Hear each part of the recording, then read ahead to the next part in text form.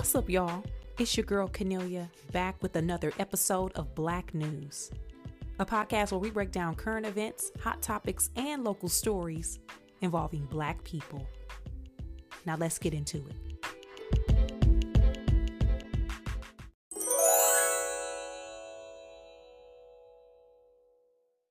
Y'all, hello. Thank you all for coming back, y'all. Hello. Thank you for bearing with me while I was off last week. Thank y'all. Hi everybody, welcome back. Black News in the building. Hi. Okay, I was out. I think I mentioned it previously, but in case I did, so sorry. I was traveling and I was coming back. I had a short window to record an episode. Is either I can do it real quick or I can't.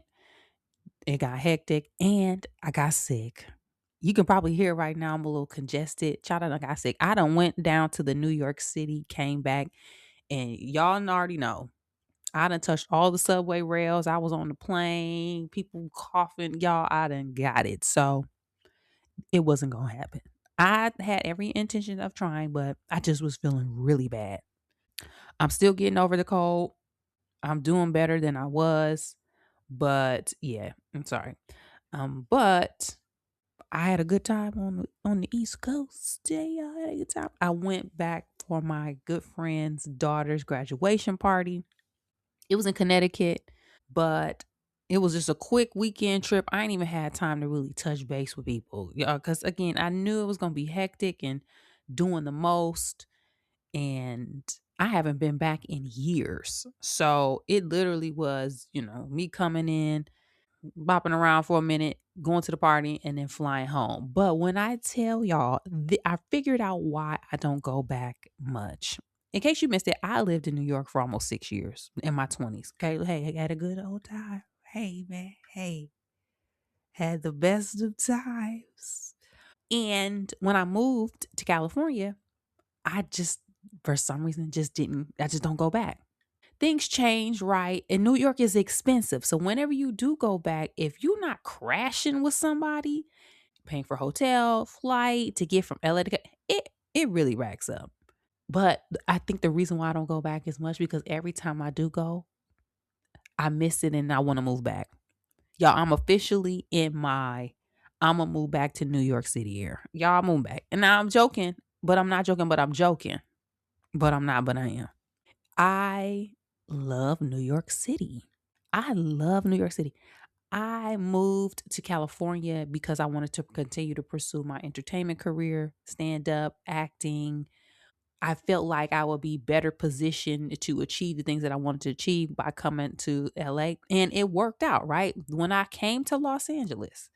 Now, I was one of those people who was like, when I get to Los Angeles after 6 months, I'm going to be a series regular. Yeah. Series regular is the person who is, they are, when you think about Scandal, Kerry Washington, Columbus Short, and that whole crew, they were series regular. You couldn't tell me after 6 months I wasn't going to be a series regular and on a worldwide comedy tour and had a comedy special. It don't work like that. I did not know. I needed to be in LA to understand the gravity of what it was, what this business is, the entertainment business. And I needed to be out here in order to build my community, get my reps in the way that I got them in. If I were only thinking about stand up, New York would have been better. But once I got to LA, as soon as I got here, I was linked up with a great comedy community. I met a lot of the people that y'all know and are very, popular stand ups. We were out here at the grind at the same time, hitting 5 mics a day, right? In the trenches. I'm talking about ashy. I got a commercial agent fairly quickly. I booked my first commercial. If y'all remember back in the day, y'all been following me from back in the day, my first Payless commercial, I booked that. I took a commercial class with this man named Mike Pointer. He called Hey, I Saw Your Commercials. He taught us how to submit to casting agencies. I got my first agent. She was wild, used to be trying to make me crash auditions. Crash meaning show up without being booked for an audition.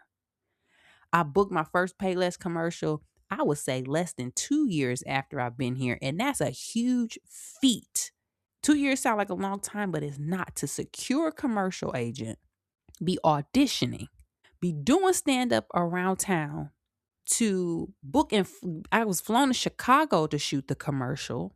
I also started hosting an AfterBuzz at that time where we were getting on average about 400,000 listeners per episode per week. So me moving here was the best decision for my career at the time.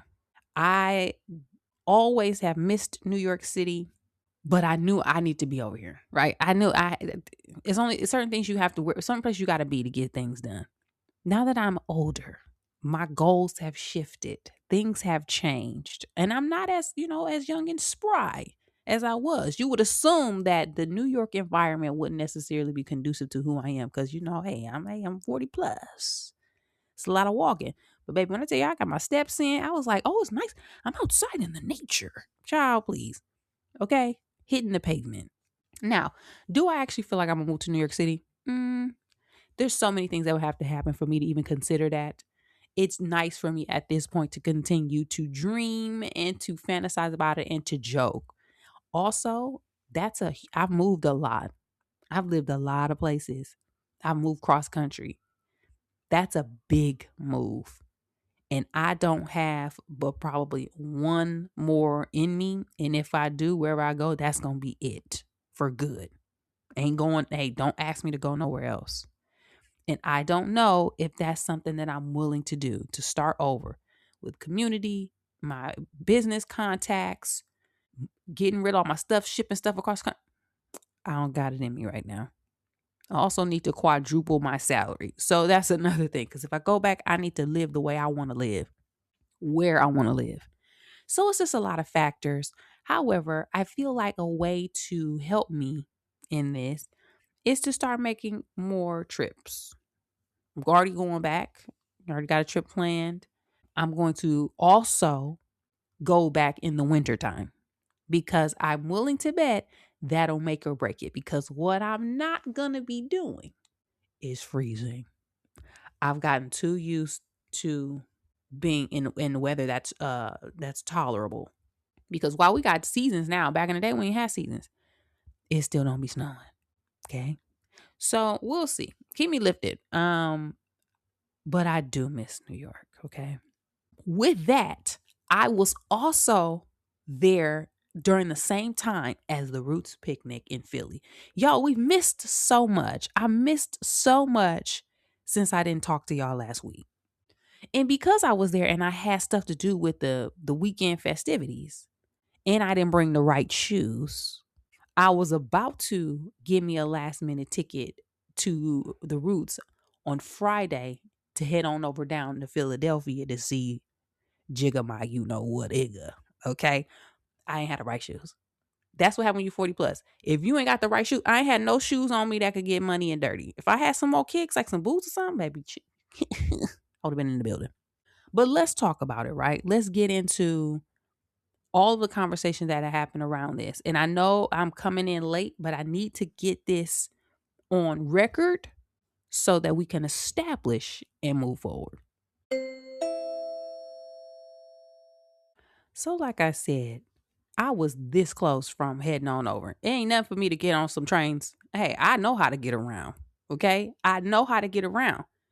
But I just didn't have the right equipment, if you will.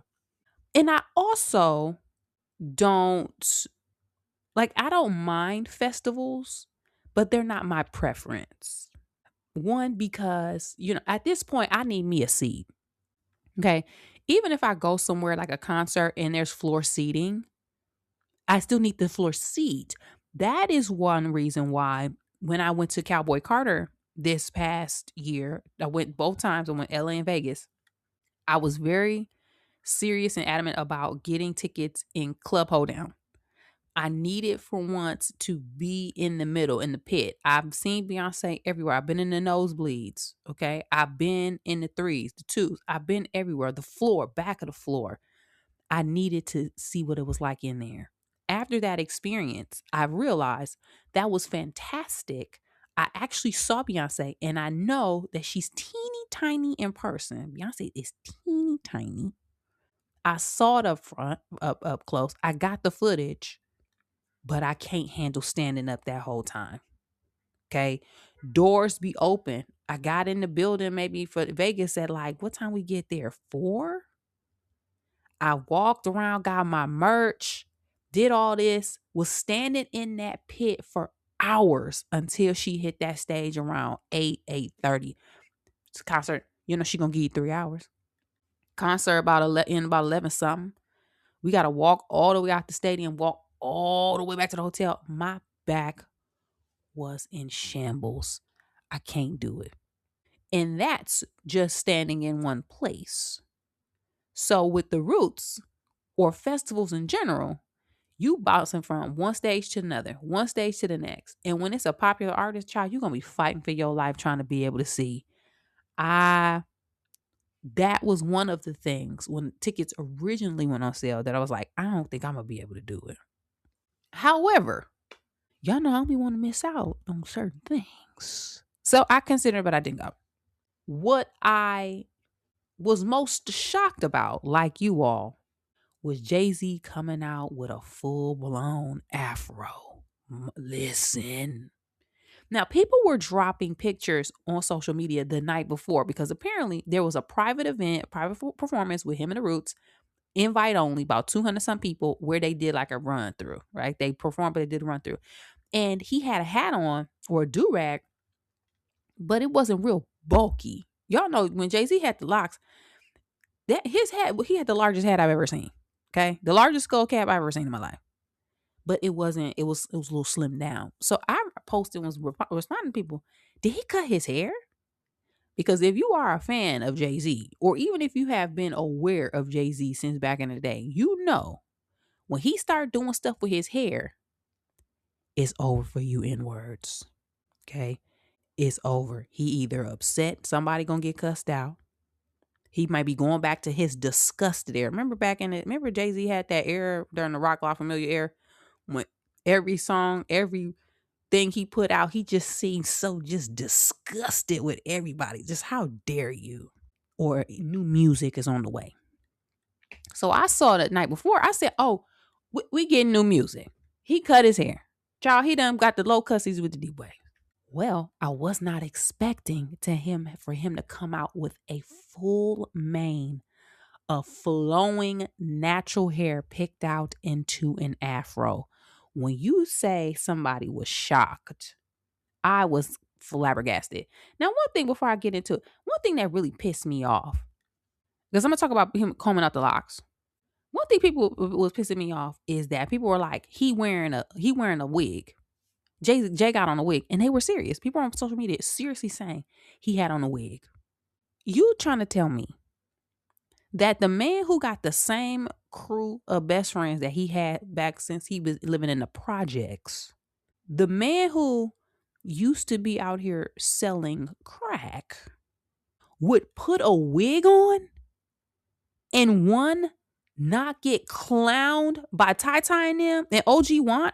And Bleak? You kidding me? Y'all really think anybody who, if you listen to Black News and you was one of the people who thought Jay-Z had a wig on, you telling me that you think somebody who used to sell drugs would get on stage and his late 50s with wearing a wig?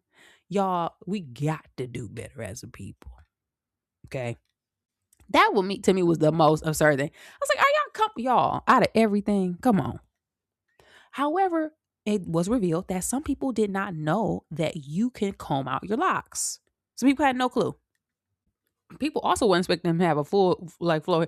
Like, Jay-Z got hair, which ain't shocking because Blue Ivy got hair, and it's not just because Beyonce. Apparently, it's because of both of them. But I'm gonna be honest. I didn't know you could comb out locks until maybe 2000. What year was that? I would say sometime between 2006 and 2010, where my good friend Jenny, we were working together, and Jenny had a head full of beautiful locks down to the middle of her back. We left work on a Friday, right? All right, bye everybody. Bye. See you on Monday. Have a good weekend, y'all. We come in on Monday. Again, she left on Friday. We come in on Monday. Jenny had like a flat iron and a pressing curl. I'm talking about like had a blowout. She had locks down the middle of her back on Friday. Came in on Monday with a blowout. I was flabbergasted. Her hands was all swollen because again she took them all out over the weekend. I'm talking about her hands beat red, swollen, all beat up and bruised, couldn't do nothing. But she got them locks out. Okay, was able to preserve her hair, the length. It wasn't as long as the locks, but it was pretty long and really healthy. Up until that point, I didn't know it was possible. So when I saw Jay Z, I reverted back. I said, yeah, because Jenny combed her locks out back in the early 2000s, the mid 2000s. People were also shocked because they ain't been using that sacred. And y'all exposed yourself because if you would have been listening, you would have known that detangling spray is top notch. How do I know? Because I had to take my braids down. That detangling, if this ain't an ad for the detangling spray, I don't know what is. That sacred detangling spray is like butter. You literally, y'all know sometimes you get your braids and you take them out and the root have all that like gunk and like just stuff, all dirt all around it. You hit that thing with a couple four pumps, boom, boom, boom, boom, a little, and rub your fingers through it. Take a little detangling brush. I'm telling you, it slides right through. Cut the braid. Now I know this sound like an ad for sacred, but I'm telling y'all, it works. And so I'm not surprised that Jay-Z, I believe his stylist, who was one of the people who helped, said they did this over like the span of like a week or something. Of course. They probably went through about 10 bottles, but they got it done. Now, what do I think? Is he gonna keep it? I don't know. He gonna have the straight backs? Who knows? It's about to get hot. And the way you listen, when he was rapping, the front of the fro was like hitting him on the forehead and he kept pushing it back. Trust me, Jigga, I know. Hove, I done been there. Why you think women be getting their hair braided in the summer? We go to the Bahamas, we getting knotless. That's why, because it's going to be slapping your forehead, you sweating, it's going to be too hot. So I don't predict him being able to deal with it in the summer. He might come out with the OG Bobby Johnson straight backs. If he come back with the OG Bobby Johnsons, who knows? He might, hey, he need to call Ryan Coogler's braider. Hey, I don't know. The jury's out. But I do know I am one of the people who expect new music to come, especially considering which was the main event of the performance based on social media, I will say, was his freestyle. Now, if you remember when Jay-Z did B-Sides years ago, one of my favorite live performances, I did not get to go. I watched it on YouTube, I feel like once a quarter. Was pissed off that I didn't get access. I believe they opened up tickets for people who had title, and I couldn't afford title back then. I had no extra money. He did a freestyle at B-Sides. So if you're familiar, you were like, oh yeah, that was great. According to the Roots, Questlove and them, they did not rehearse no freestyle during the couple months of rehearsal. So that night when he went into it, they were all as shocked as we were. But during that, he addressed lot of the beef, Nicki Minaj, Kanye, Dame Dash, Drake, you name it. He addressed all of it. But then it turned into and it resulted into a discussion in a debate on social media between generations about the quality of raps now and who whack and who ain't. And Jay-Z, like it just became this weird conversation, which I'm not used to. I'm used to seeing it now, but I still become so flabbergasted because it wasn't until right now in this time where generations criticized the music of the generation before them, right? We probably would, our parents would be playing the old school music on the weekends or in the car. We probably like, I remember like, can you put on Aaliyah, like, you know what I'm saying? I remember wanting to hear my music, but I don't ever remember criticizing it.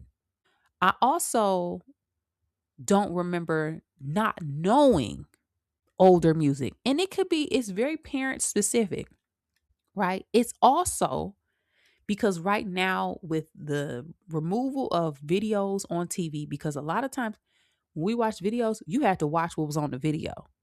You had you had Video Soul, you had Rap City, you had MTV, VH1. That was like, we didn't have the box. That was it. So whatever was on, you had to watch. That's why certain generations of past have such a wide taste in music. That's why we knew who Nirvana was and Aerosmith.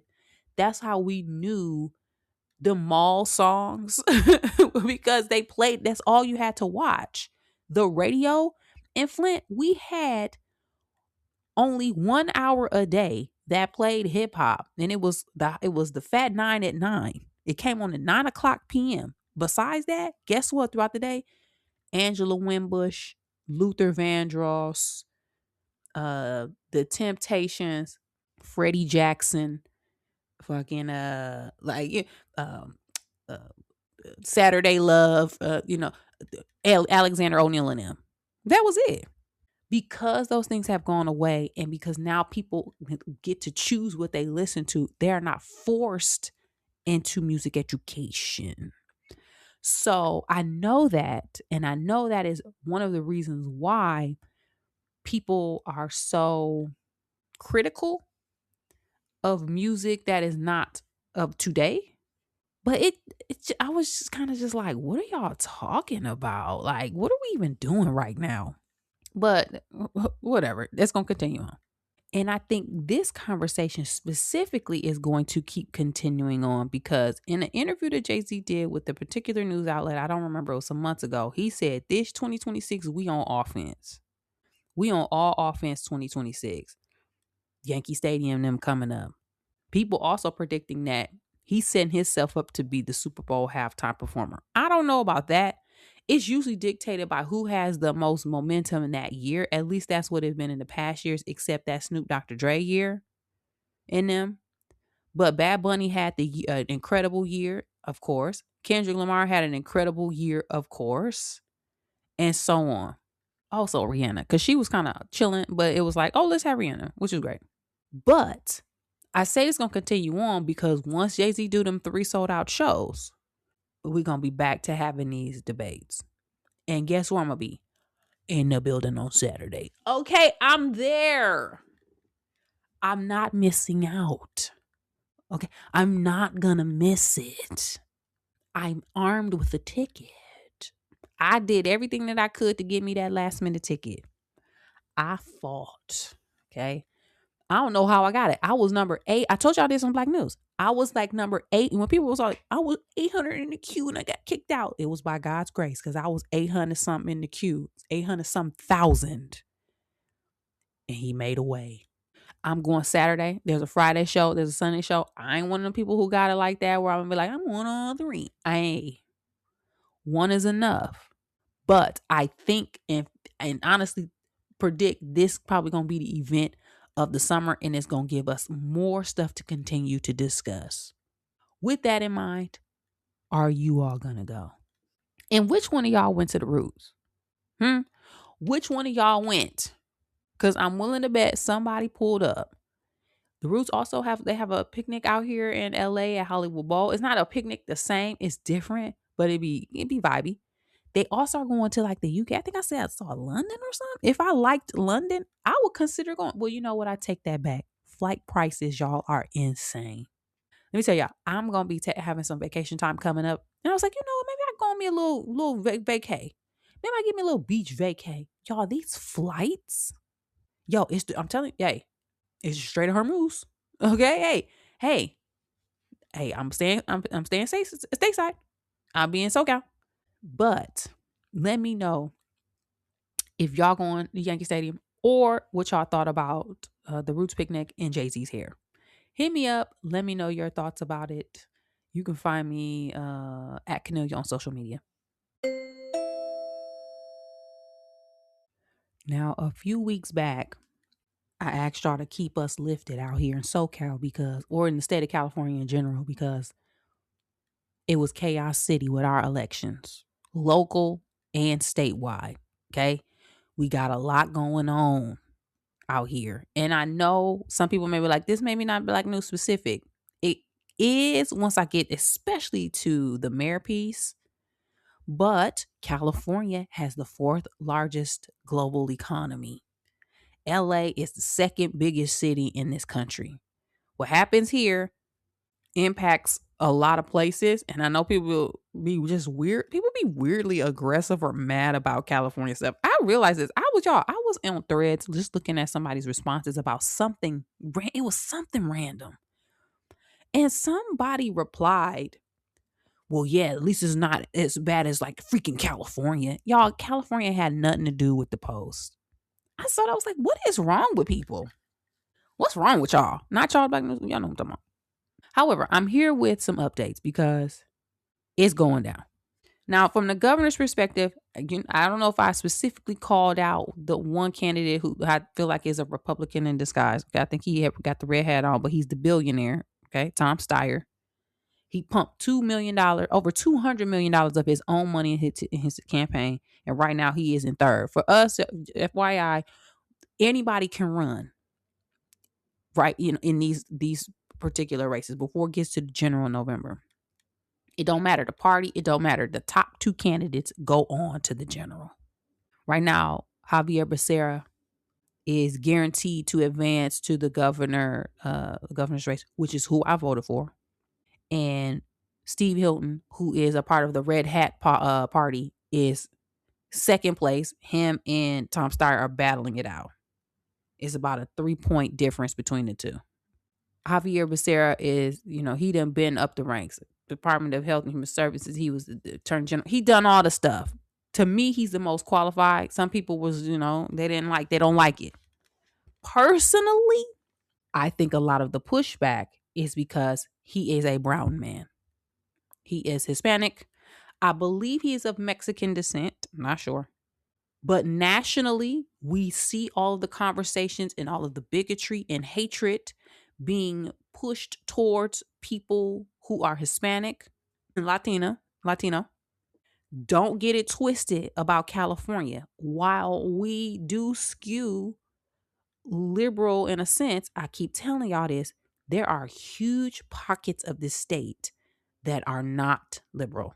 I'm talking about it feel like you in the American South. And I'm saying that as someone who's driven through this state and have also lived up north, NorCal. It felt like, hey, them Confederate flags be flying. Like, why you got the Confederate flag up here? We wasn't even in. This ain't the Confederacy. Why you got it up here, Dookie? Like, come on. So I think a lot of the hatred is because of that. However, that's who I'm voting for. We gonna ride the wave. He was also backed and supported by Jasmine Crockett. Y'all know, hey, Black women be knowing. Now, on to also, let me back up. Tom Steyer also was the man, I think I told y'all this, who made significant amounts of money by investing in private prisons. And one thing that I'm not going to ever be doing is backing a candidate who made money off of the imprisonment and the targeting of Black and brown communities. Y'all ain't going to never catch me doing that knowingly doing that. Because sometimes people don't be telling you. I'm also learning that people don't really know the full scope of private prisons in this prison industrial complex, the school to prison pipeline. They don't really connect the dots. They're like, people, they're the bad guys. They're bad guys. Wrong. We all know Black and brown communities are heavily and overly policed. We all know from birth, Black people are targeted and pushed into the prison system, i.e., the school to prison pipeline. We know because we've seen this, there have been judges across this country who have been indicted because they were caught making side deals to send Black and brown people to prison so that people can meet their quotas so that they can get kickbacks. We not playing this game. Somebody also said he apologized. So ain't good enough. So that's that governor's race. Now on to LA mayor. Because this has turned into a national discussion and national panic for many reasons. One being the top red hat candidate was a former reality television personality, Spencer Pratt. He Now, if you don't live in SoCal, let me describe something. He done put up across this county some of the ugliest, gaudiest, tackiest AI billboards you've ever seen, with like fire and flames, trash, explosions, all this horrible stuff. And like one guy, like a white girl running down the middle of the billboard screaming. And it says something like, do you like take back LA? It says something crazy.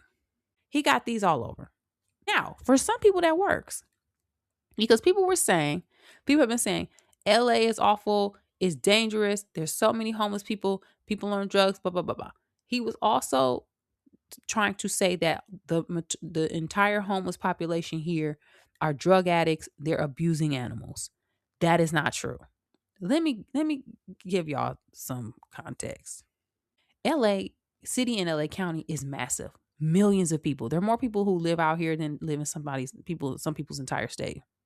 Our government also works in LA County, where LA County, the council dictates a lot of stuff that can be done, not necessarily the mayor. So to an extent, the mayor got their hands tied. There's still stuff you can do. But Karen Bass, who is our current mayor, black woman, has decreased homelessness, has helped to clean up the city, and done many things. The challenge is you have a crisis, affordability crisis that has been happening here for decades. You have homelessness that has been happening in this city for decades. You have issues in this city that date back to Ronald Reagan when he was governor. People are saying how he closed down mental facilities, and that is why a lot of this homelessness crisis started. You have all of this stuff that has been happening. You got people who work full-time jobs and are homeless because it costs so much to live out here. People automatically assumed that Karen Bass was supposed to fix what 15 mayors before her weren't able to fix. Why do I think that? Because she's a black woman. People also criticized her for the LA fires. Remember, we had the huge Palisade fire, the huge fire in Altadena, which I believe is out of her jurisdiction. That was set by an arsonist. That man is in jail and awaiting trial. He going to jail. Remember, if you don't know, she was on a trip in Ghana, a work trip that President Biden asked her to go on before the fires even started. When she found out the fire started, she flew back. People be acting like she was out there with a blowtorch setting the Palisades on fire. People were acting like she was the one who called the insurance companies and said, don't insure these homes. They act like she controlled the wind because we had high winds. They act like she was supposed to be out there with a fire outfit on, dousing the flames. People believe this, and Spencer Pratt has been using that to talk up his campaign, to put those backdrops on billboards, and to gas this whole situation to the point where it became another national talking point. Oh, another reality TV star. I is the mayor's spot, blah, blah, blah, blah, blah. Not talking about how unqualified he is and how annoying he is. Well, now we're here. As of today, because for a while, Karen Bass was already advancing to the general election because she got enough votes to qualify. And then the second place battle was between Spencer Pratt and Nithya Raman, who is another Democrat, but she's considered more progressive. And she's liked out here as well. Spencer, on election night, it was looking like it was going to be him. But then people reminded themselves that while California and LA seems liberal, there's a lot of red hats out here. But historically, the max red hat votes that people have been able to get have been around 35-ish%. So people were kind of like, he can't win. There are also a lot of closeted red hats around out here. Y'all don't get it twisted. It's a lot of people that be like cosplaying as like liberal. They're not. Especially when, and this is the point that I'm trying to make. I know it took the long way to get here. When you have the two other candidates in the race that are a black woman and a brown woman. When you have misogyny and racism at play, you will see who people decide to pick and how they align, regardless of policy. Now, Nithya today is officially going to the general election facing off with Karen Bass. From a city perspective and a policy perspective, to me, this is a win-win. Both candidates, you ain't gonna miss with both candidates, right? They both kind of have the same ideas in policy. Karen Bass also was backing Nithya when Nithya was running for her position. I believe it was like Congress. Like she, not Congress, but like councilwoman. She had like a local role. So this win-win for us, baby. We up. We up. However, the conversation has already started. People talking about, oh, election rigging, California. How is it that Spencer was in the league and now he ain't winning? It must be rigged. Why is it taking so long? Because as of now, they still only have counted 92% of the votes. There's an estimate of 66,000 ballots remaining. People are like, why does it take so long? This don't make no sense. This is, I don't understand. It must be fraud, blah, blah. What's going on in California? Let me remind y'all, there are, how many people in California, y'all? Let me see. Y'all, there are roughly around 39 million people in California. Now, that is not to say all those people can vote. But let's say 10 million people are of voting age. This is how it works in California. Everybody who is registered to vote gets a mail-in ballot. During election time here, they do this really nice thing. And I know now, after talking to other people in other states, y'all don't do this. Y'all don't be doing this. We get all kinds of materials for elections. Everybody gets a mail-in ballot that you can return up until the day of the election. As long as it's postmarked by that day, dropped in a ballot or dropped in a special, we have these special ballot drop boxes throughout the state. They look like mailboxes, but they're like painted different. They have voting stuff all over. You can drop it in there. You can take it, or you can take it to a polling location. Those are the way you vote. So think about that. We noticed, and this is trend. We learned this throughout all of the elections. It is highly more likely that people who skew more liberal will use the mail-in option. One thing that was going on out here, because all the races were so close, people were waiting to the last minute to decide who they were going to vote for.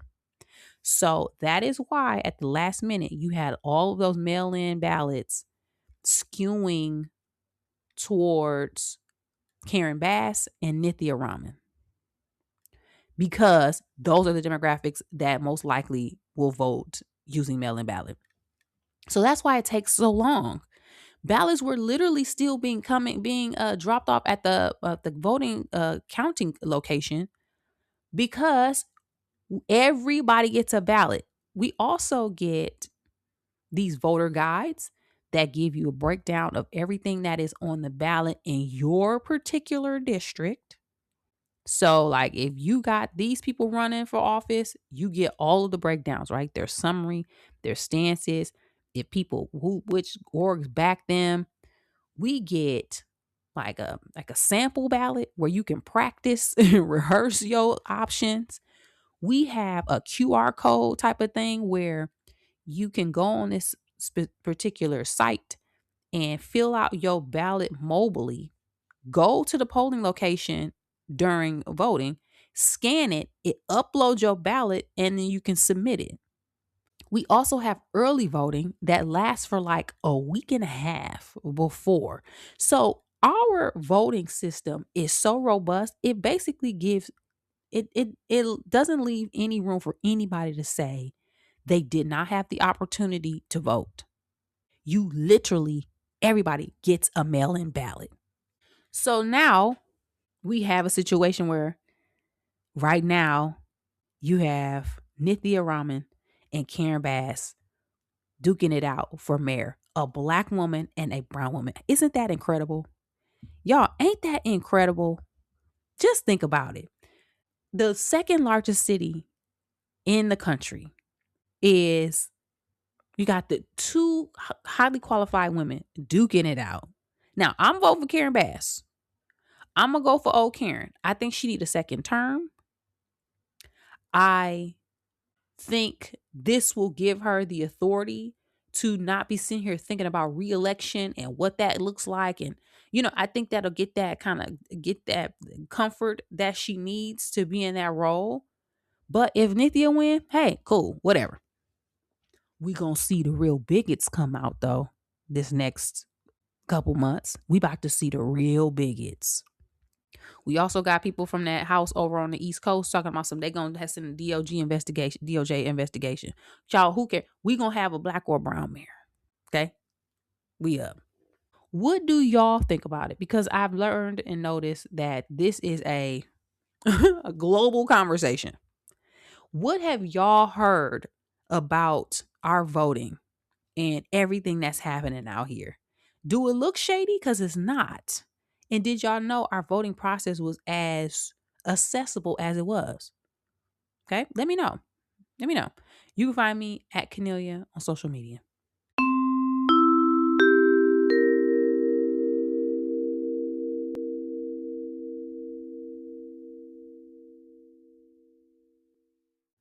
On this week's episode of Black News, we talked about how much I miss being on the East Coast and my dreams of one day moving back. Just kidding, not kidding, but just kidding, but not really. We also talked about what we missed last week with Jay-Z being at the Roots picnic, him taking out his locks, and what to expect at Yankee Stadium this summer. And we also talked about California politics, our governor's race, and the update with the LA mayor's race. Hit me up. Let me know your thoughts about all of these topics, some or none, and I'll check back with you guys next time.